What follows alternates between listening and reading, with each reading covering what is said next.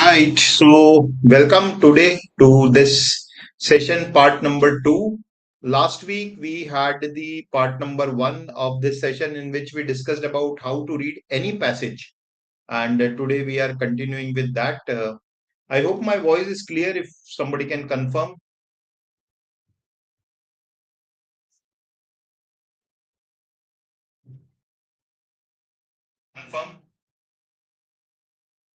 of this session in which we discuss.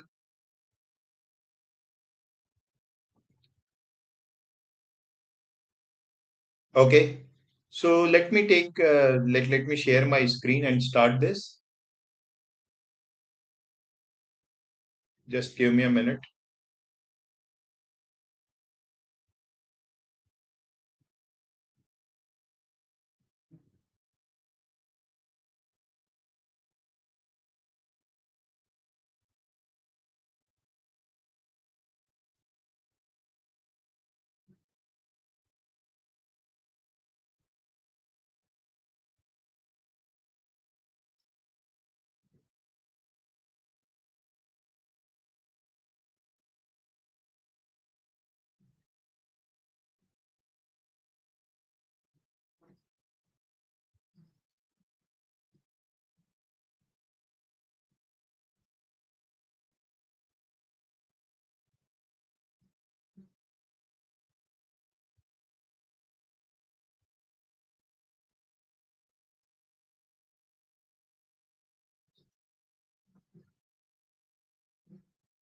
Confirm.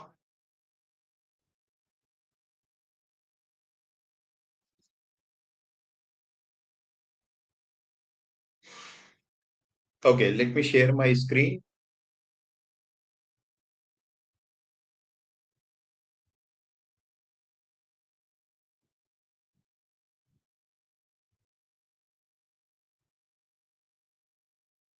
So I hope it is visible now. Let me see.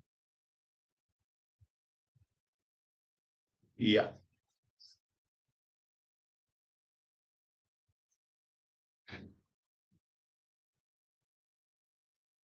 Okay, so let me start the session.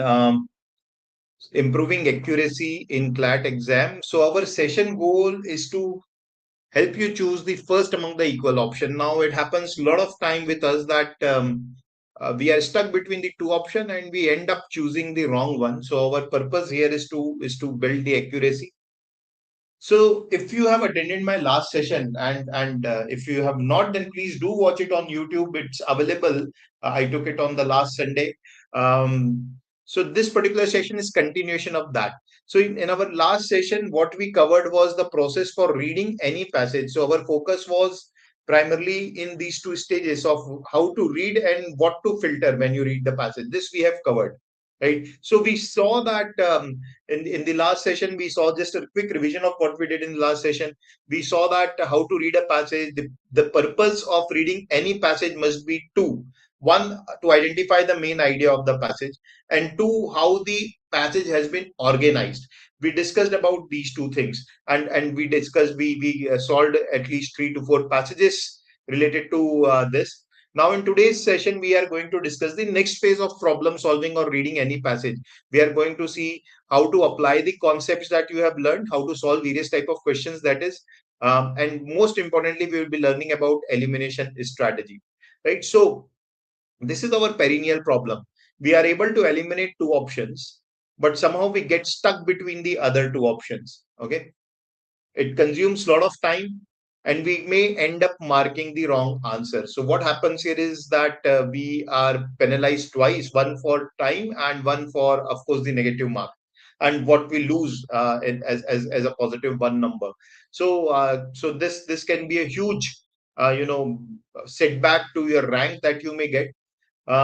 So what you should do in such situation in English and logical, Apply traps to eliminate the option. This is what I'm going to teach you today. The traps framework to eliminate the option. Mark the option that is more balanced, which does not have the extreme words, is closer to author's position and has similar tone to what is being discussed in the passage. Right. So these are the few things that you should keep in mind. But this framework is the most important thing that you should remember. The traps framework, right? The traps frameworks to eliminate the options. Now, what do we mean by traps? Traps are the jal that examiner lays in the options so that you get stuck and you mark the wrong answers. So these are some common traps. So I remember the word acronym, that is traps. I have devised the traps acronym so that you can remember traps to avoid traps by the examiner. So here T stands for true but irrelevant. So what does this mean is that a particular option may be true as per the passage. It is true as per the passage, but it does not answering my question. But it is not answering my question. It is true but not answering my question. So of course this won't be the answer. R, rotten word. This option, what happens is that there might be few extreme words here, and these extreme words make the option wrong. So do not mark any option which has extreme words in them. So rotten words means extreme words, words like any, if, only.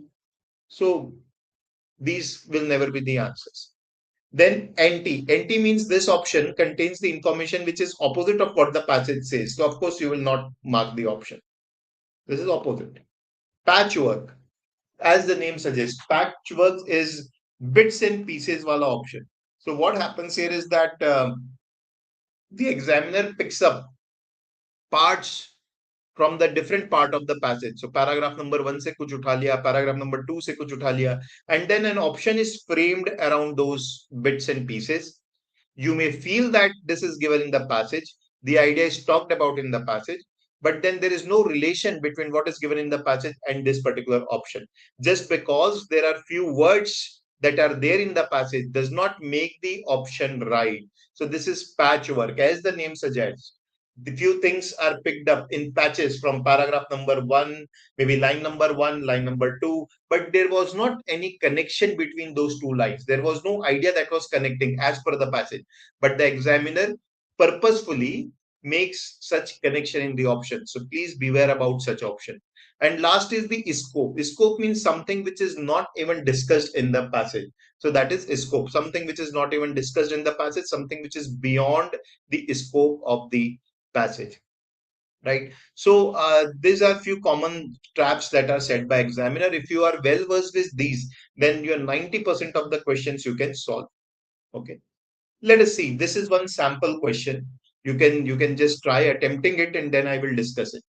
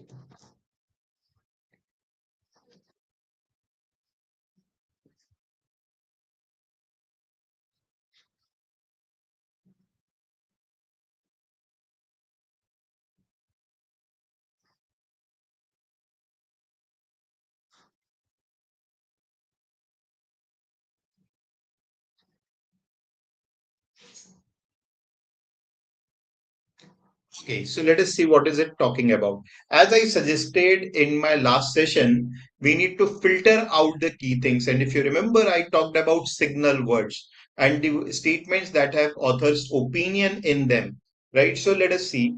Um, Petitioning is an expeditious democratic tradition used frequently in prior centuries, by which citizens can bring issues directly to the government. So the topic here is petitioning, and the first line is an author's opinion that it is an expeditious democratic tradition, and then author says it has been used previous centuries. As an expression of collective voice, they support procedural democracy by shaping agendas.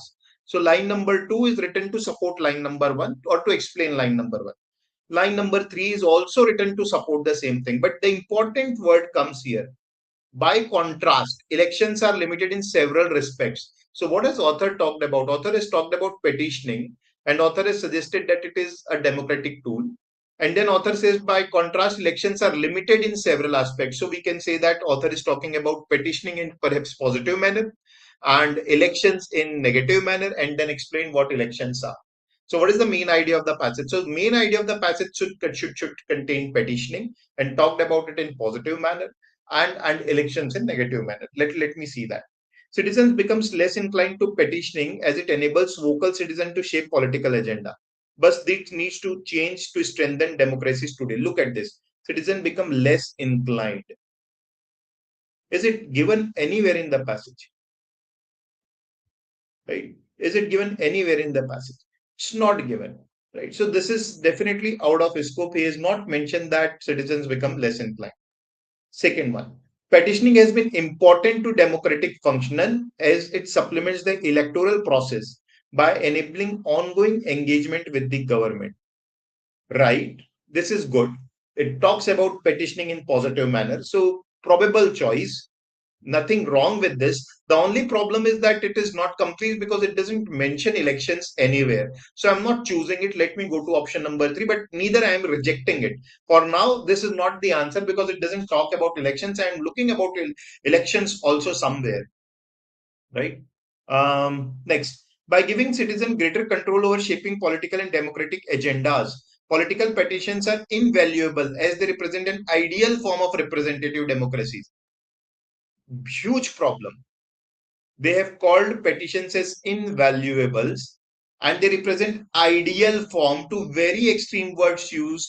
It's a rotten option because the passage doesn't talk about that, right? So there is a problem here. The passage doesn't talk about what is the ideal form of representative democracy and petitioning being invaluable. Let us look at the next one. Petitioning is definitely more representative of the collective voice. Again, an extreme word here itself. Rotten option. So, if you look at it, now I'm left with option number two, right? However, I would have happier if there was, for example, something related to elections also that is mentioned. But in a way, it is given that it supplements the electoral process, right? So two is the best available choice. All others have problems in them, and I have applied elimination. Let me give you one more example. Okay, you can stop the passage. You can try to read it once.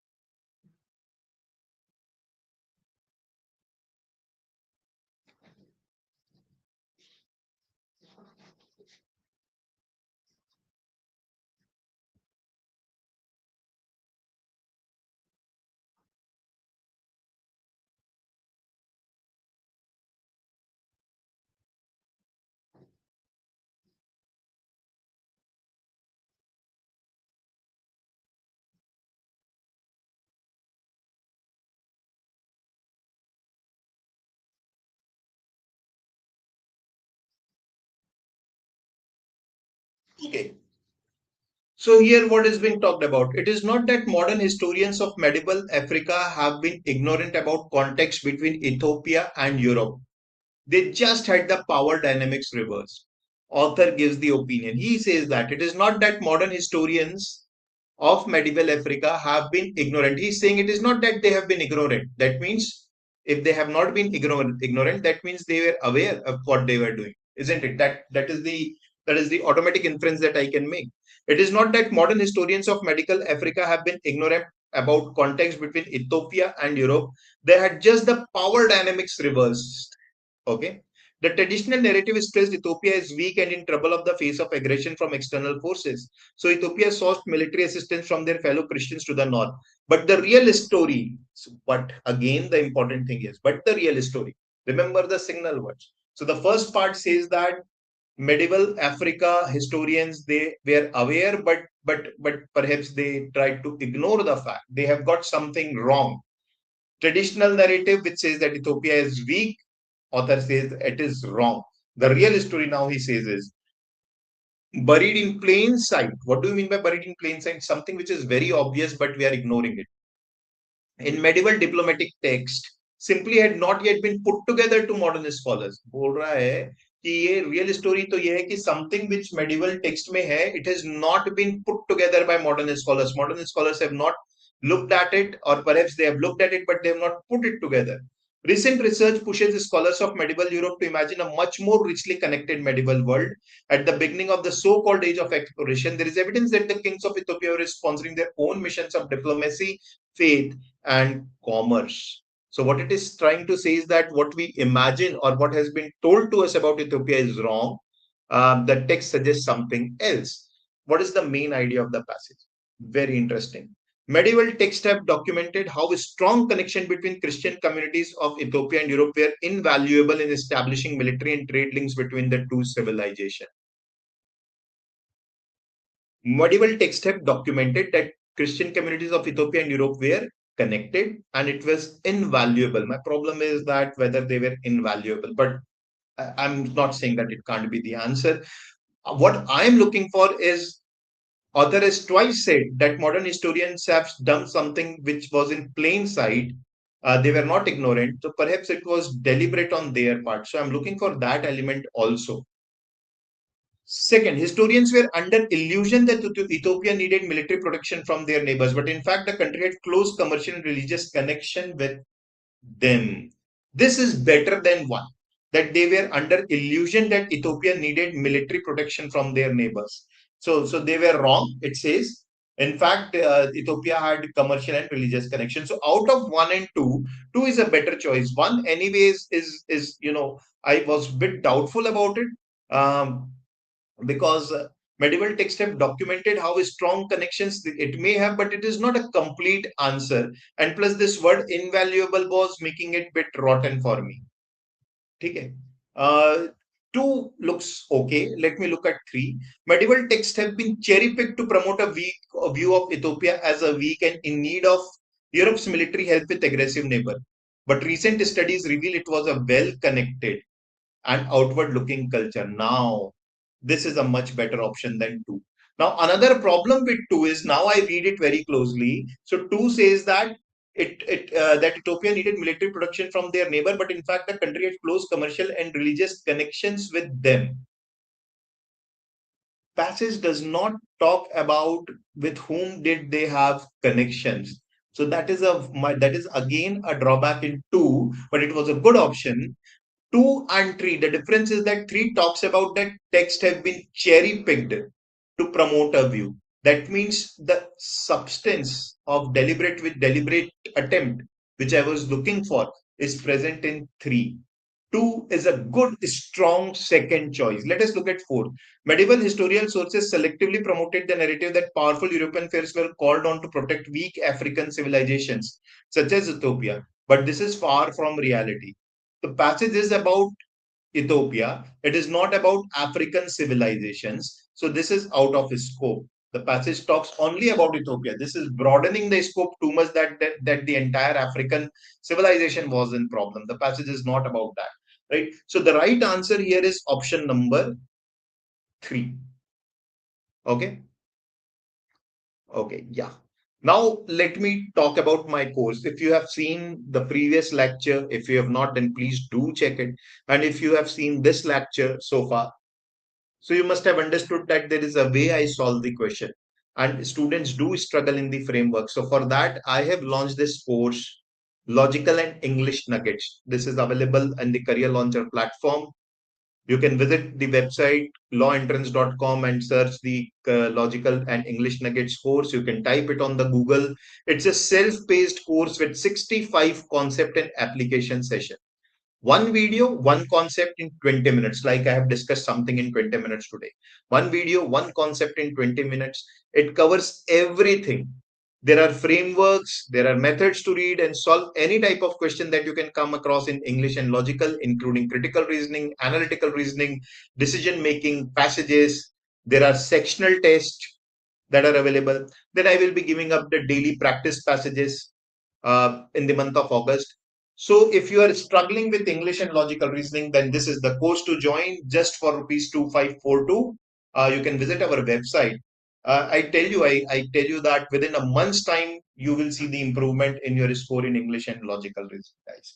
Right. So that is it from my side. There are two things that I will like you to do. Please do explore the course at least. You visit the website, check out the details, and that may help you to decide whether this course will be useful for you or not.